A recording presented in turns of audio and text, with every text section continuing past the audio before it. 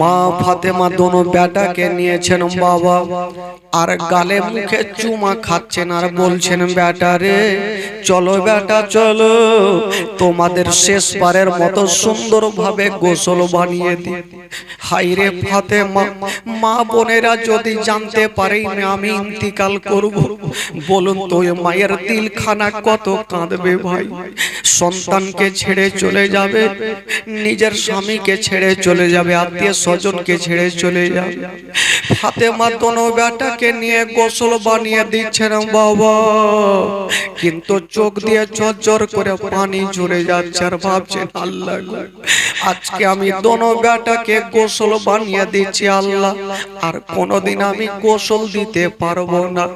মানুষ যখন ইন্তিকাল করে যায় তখন তাকে শেষবারের মতো গোসল দিতে হয়, মনে হচ্ছে আমি আজকে শেষবারের মতো গোসল বানিয়ে দিচ্ছি। ফাতেমা গোসল বানিয়ে দিচ্ছেন বাবা, চোখ দিয়ে পানি। দোনো বেটা মার হাত ধরে বলছে মা গো মা তুমি কেন কাঁদছো মা, আজকে গোসল বানিয়ে দিচ্ছ কিন্তু কেন তোমার চোখ দিয়ে পানি মা।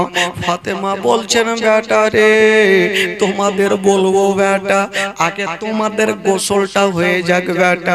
দোনো ছেলের গোসল কমপ্লিট, বাবা সুন্দর করে পোশাক পরিয়ে মা মা সুন্দর করে কোলে বসাইয়া দোনো বেটার গালে মুখে চুমা খাচ্ছে আর বলছে বেটা রে একটা কথা বলো বেটা, যদি বেটা আমার ইন্তিকাল হয়ে যায় বলো বেটা তোমরা কেমন করে থাকবে।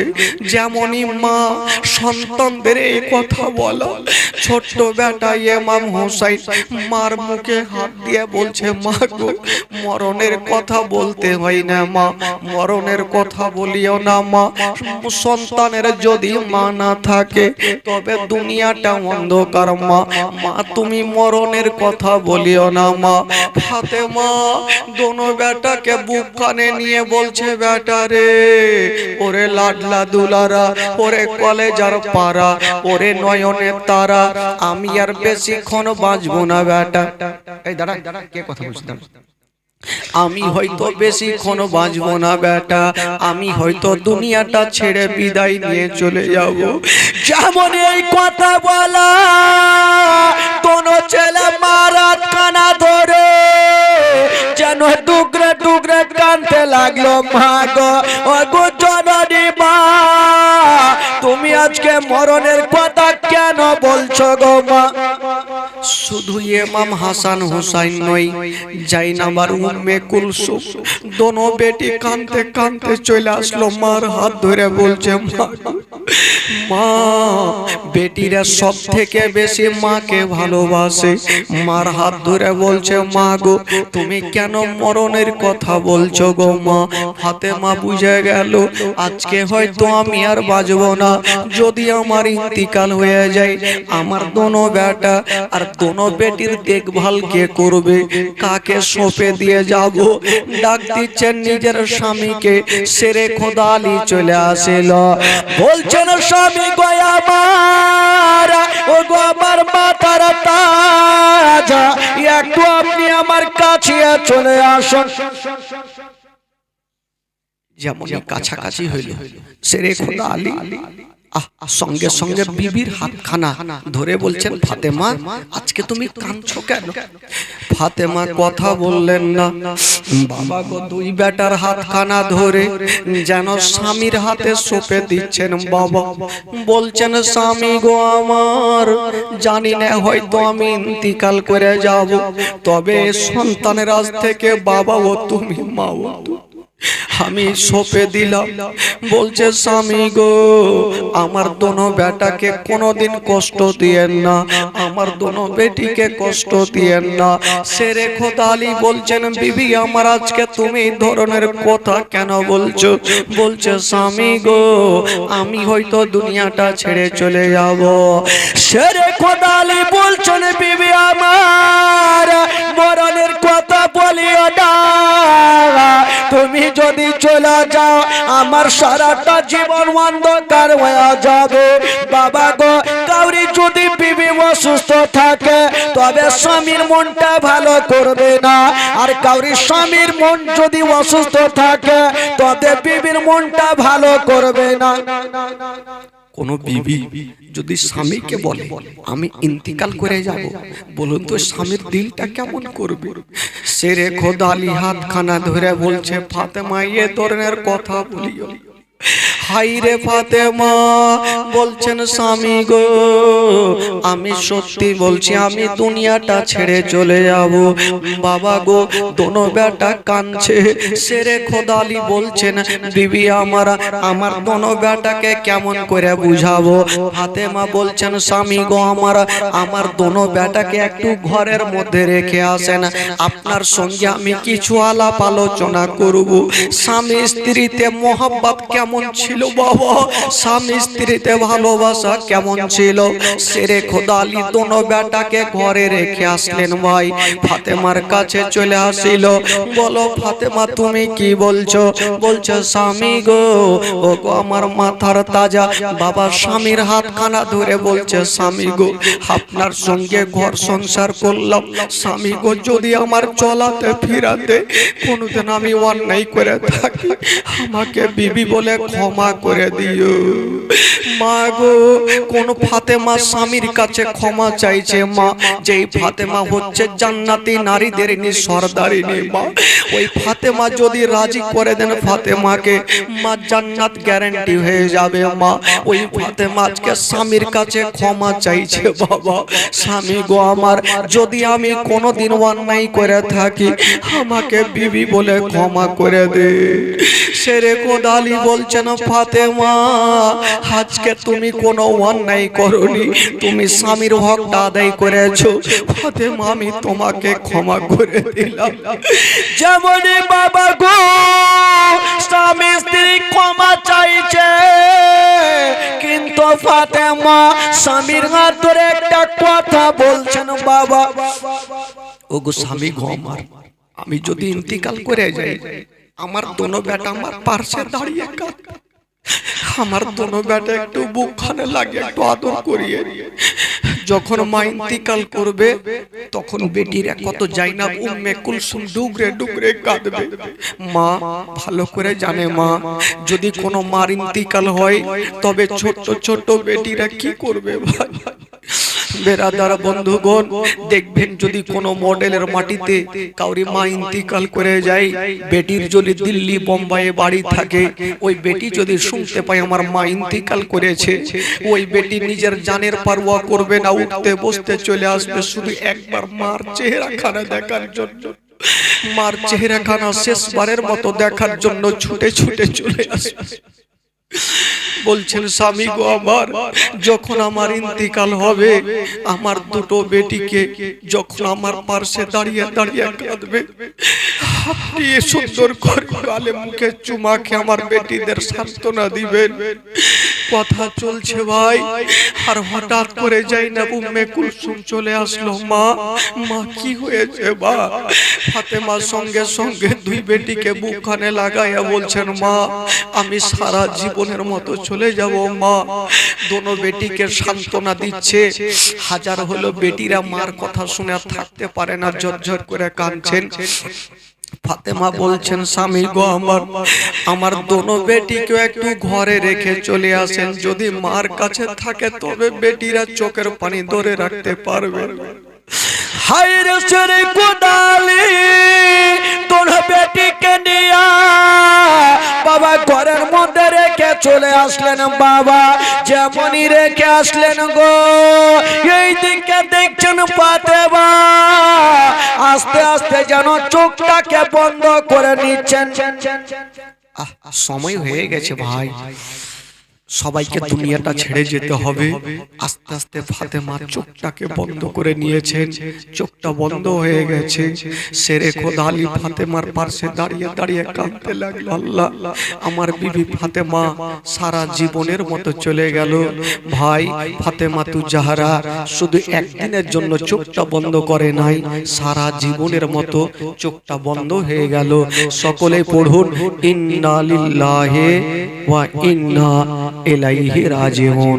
ইন্তিকাল করলেন। কিন্তু বেরাদার, মানুষ যখন ইন্তিকাল করবে একটা জিনিস ভাবেন, যদি এই বাড়িতে বা আশেপাশের বাড়িতে কেউ ইন্তিকাল করে তবে গোটা গ্রামের লোকজন ছুটে চলে আসবে, আজকে অমুকের বাড়িতে ইন্তিকাল করেছে দেখার জন্য চলে আসবে। ফাতেমা যখন ইন্তিকাল করেছেন লোকজন জমা হয়ে গেল, সবাই চলে আসলো। বাবা গো, সাদা কাফন দিয়ে দেওয়া হইল। ইমাম হাসান হুসেন ঘরে, আর বাড়িতে লোকজনের ভিড় কেন? একবার যাই দেখে গিয়ে নিজের আব্বাকে বলছেন, আব্বা, আব্বা গো, আমার মা কোথায়? আমার মাকে কেন দেখা যায় না আব্বা? আমার মা কোথায় গেছে আব্বা? তো শেরে খোদা আলী বলছেন, বেটা রে, তোমার মা এত দূরে চলে গেছে বেটা, আর কখনো তোমাদের ছেলে বলে বুকে নিবেন আব্বা? এটা কেমন কথা বলছেন? একটু আগে আমাদের মা আমাদের বুকখানে জড়িয়ে ধরে চুমা খেয়েছে, গালে মুখে চুমা খেয়েছে, গোসল বানিয়ে দিয়েছে, আজকে কেন কথা বলবে না? আব্বা কোথায় আছে? বলছে, বেটা রে, ওই যে দেখছো খাটলাতে সাদা কাফনে ঢাকা বেটা, ওই জায়গাতে তোমার মা শুয়ে আছে। হাজার হইল দোনো সন্তান মার পাশে গিয়ে কাঁদতে লাগলো। শেরে খোদা আলী দোনো বেটাকে ধরে নিয়ে ঘরের মধ্যে রেখে আসলেন। বলছেন, নিয়ে চলো ফাতেমাকে, নিয়ে চলো। বাবা গো, এবার নিয়ে যাবে ফাতেমাকে মাটি দেওয়ার জন্য। বেরাদার, দোনো বেটা শেষের সময় চলে আসলো কাঁদতে কাঁদতে। বাবা শেরে খোদা আলীর কাছে চলে আসলো, আব্বা একটু দাঁড়িয়ে যান। আরে বেটা, আবার কেন আসলি বেটা? আব্বা একটা কথা বলবো আব্বা, আমার মাকে তো নিয়ে যাবেন আব্বা, আর কোনোদিন দেখতে পাবো না। আব্বা গো, শেষের সময় একবার খাটলাখানা নামিয়ে দেন, একটু বাঁধনখানা খুলবেন না আব্বা? একবার মার চেহারা খানা দেখবো, কত কথা বলবো। জাইনাব উম্মে কুলসুম চলে আসলো, আব্বা একবার খাটলাখানা নামিয়ে দেন, একবার মার চেহারা খানা দেখবো।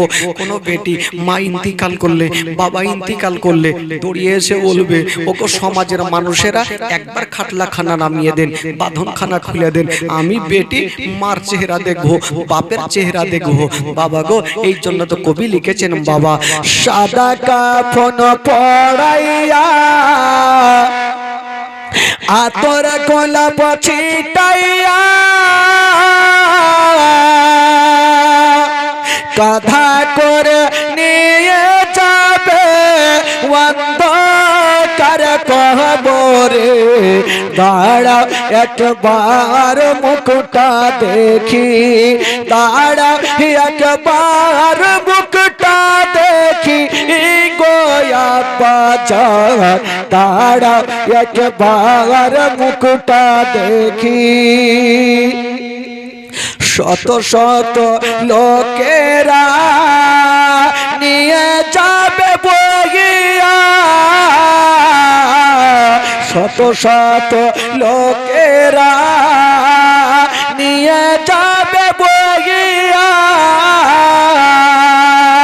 জানা চারনা মাঝু পড়ে কবরে রাখিয়া, দাঁড়াও একবার মাইরে দেখে, নয়ন গয়রা মাইরে দেখি রে গ্রামবাসী, দাঁড়াও একবার মুকুটা দেখে, দাঁড়াও একবার মুকুটা দেখি গোয়া বাজার, দাঁড়াও একবার মুকুটা দেখে।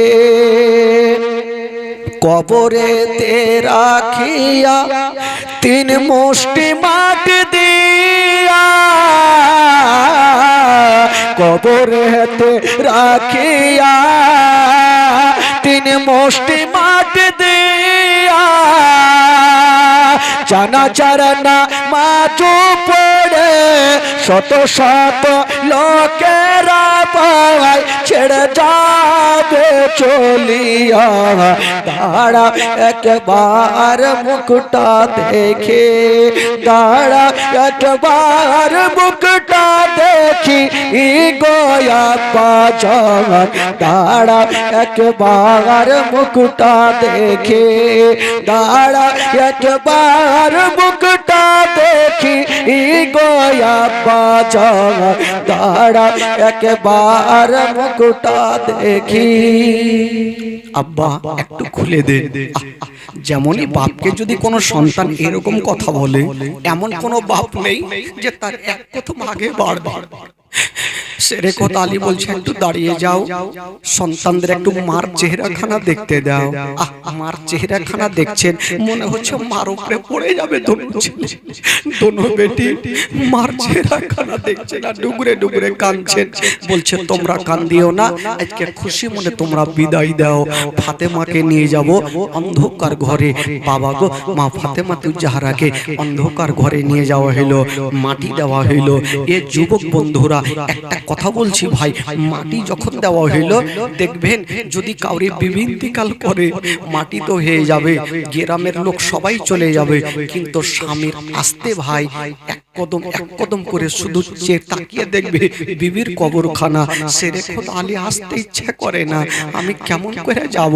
বাবা গো একটু দূরে কাঁদছেন, একটা গাছের তলাতে বসে বসে কাঁদছেন। হঠাৎ করে বাড়ির দিক থেকে একটা লোক চলে আসলো। ও গো আলী, তুমি কান্দিও না, এখন তো তুমি বিবিকে হারিয়েছো, যদি তুমি দেরি করো তোমার দোনো বেটাও হারিয়ে যাবে। কেন, কি হয়েছে আমার দোনো বেটাকে? বললে আপনার দোনো বেটা দোনো বেটি গাছের তলাতে মা মা বলে কাঁদছে।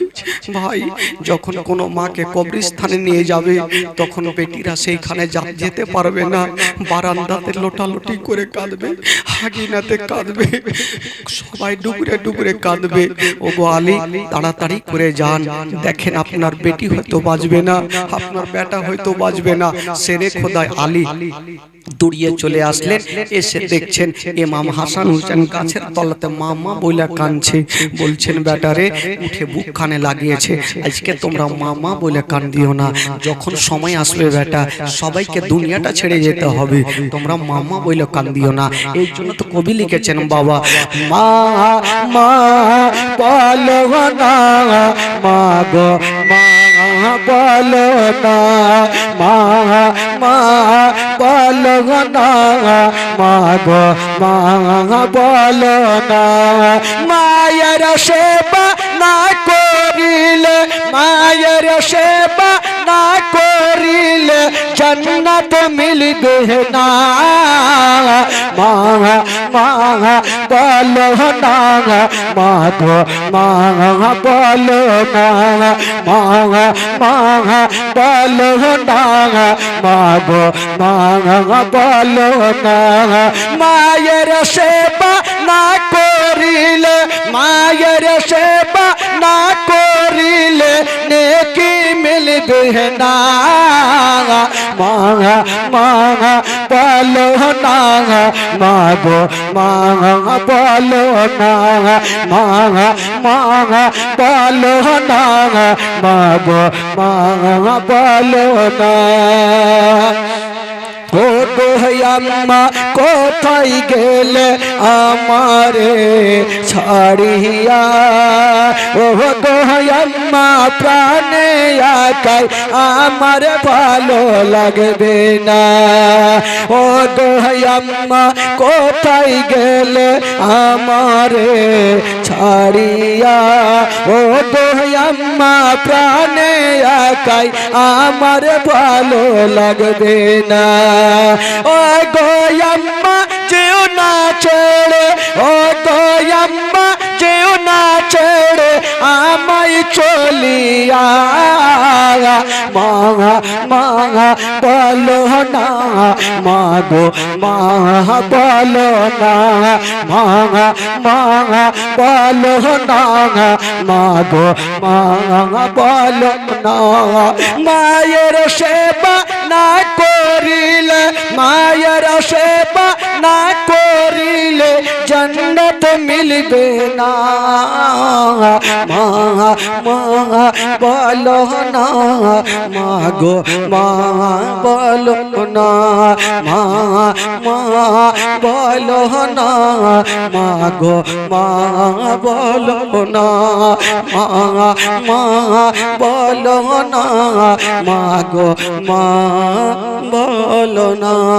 আল্লাহুম্মা সাল্লি আলা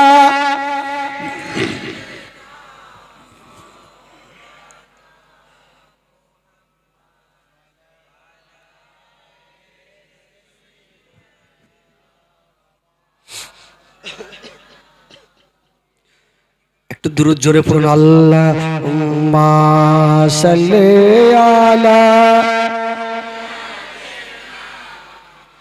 মাওলানা মুহাম্মদ ওয়ালা আলে সাইয়্যিদিনা ওয়ালা আলে সাইয়্যিদিনা মাওলানা মুহাম্মদ সাল্লাল্লাহু তাআলা আলাইহি ওয়াসাল্লাম। একবার গোটা মাজমা জোরে বলুন তো সুবহানাল্লাহ। একটু দুই হাত তুলে বলুন ইয়া রাসূলুল্লাহ, জোরে বলুন ইয়া হাবিবাল্লাহ। ঘুম লাগছে নাকি ভাই? হ্যাঁ, বড় বড় চোখ করে থাকেন গাড়োর মতো, কারণ বড় বড় চোখ করে থাকলে ঘুমাইলে ফের মুশকিল আছে। আচ্ছা, এখানে তো লোক মেলায় আছে, দেখছি কালকে থেকে কিছু লোক বেশি আছে। হ্যাঁ, তবে এখানে যতজন আছেন ভাই যারা 5 ওয়াক্ত নামাজ পড়ছেন একটু হাত তুলে দেখান তো। যারা 5 ওয়াক্ত নামাজ পড়ছেন হাত তুলে। 10টা। আচ্ছা, যারা পড়ে না তারা একটু হাত তুলে। লজ্জা কিসের আছে ভাই? পড়ি না মানে পড়ি না, লজ্জা কিসের আছে?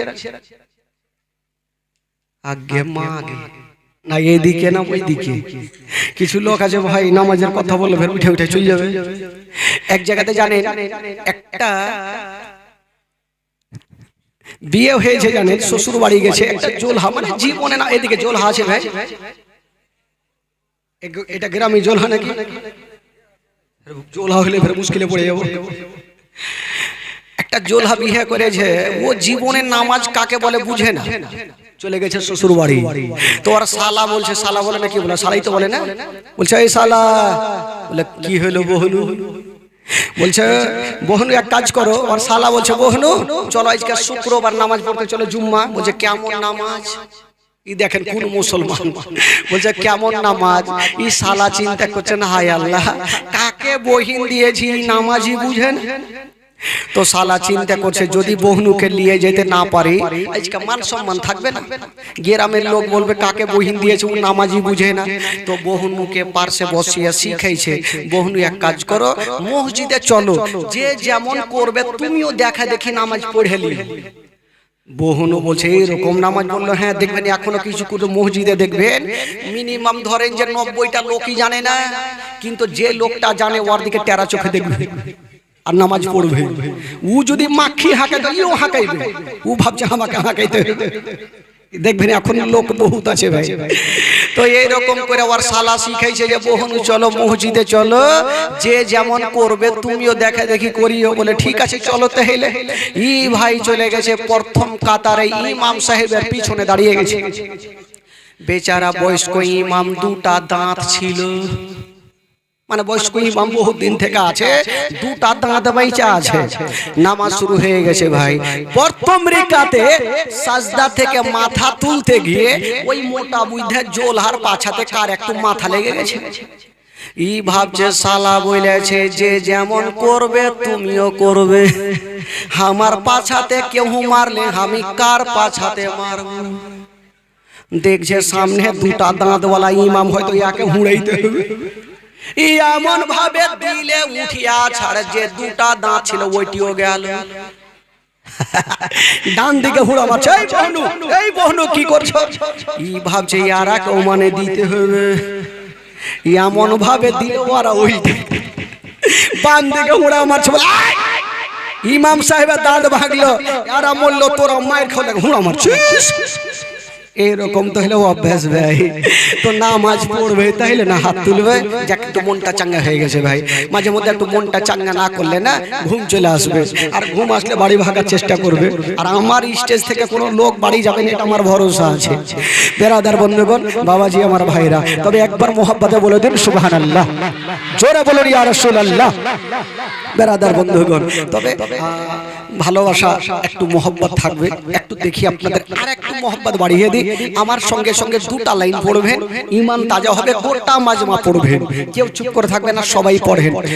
আমার জান মদিনা, আমার প্রাণ মদিনা, ভুলে যেতে চাইলে ভোলা যায় না। আমার জান মদিনা, আমার প্রাণ মদিনা, আমার জান মদিনা,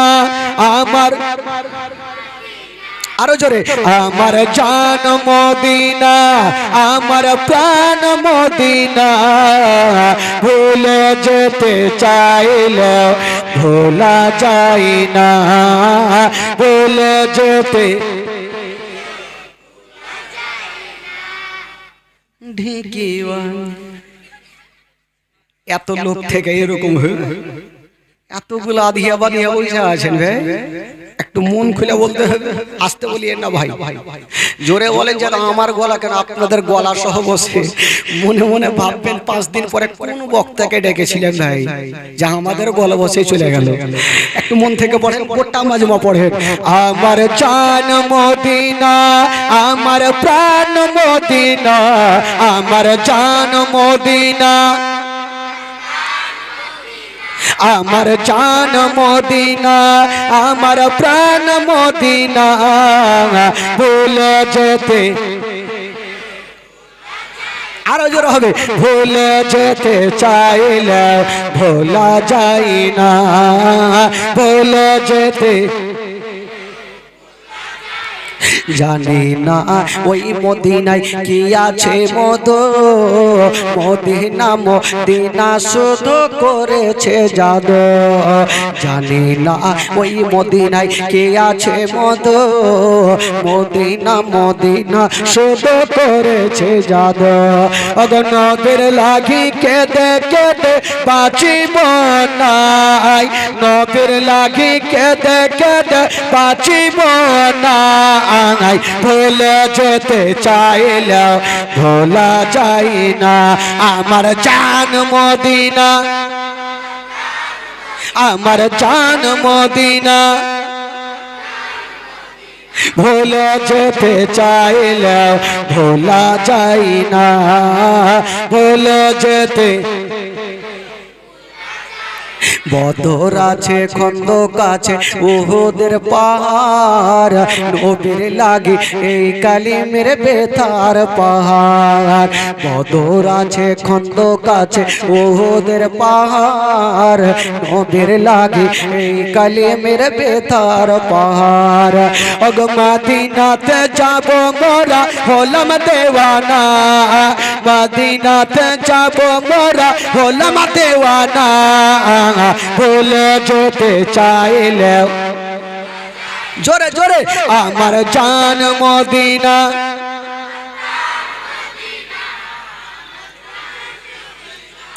আমার প্রাণ মদিনা,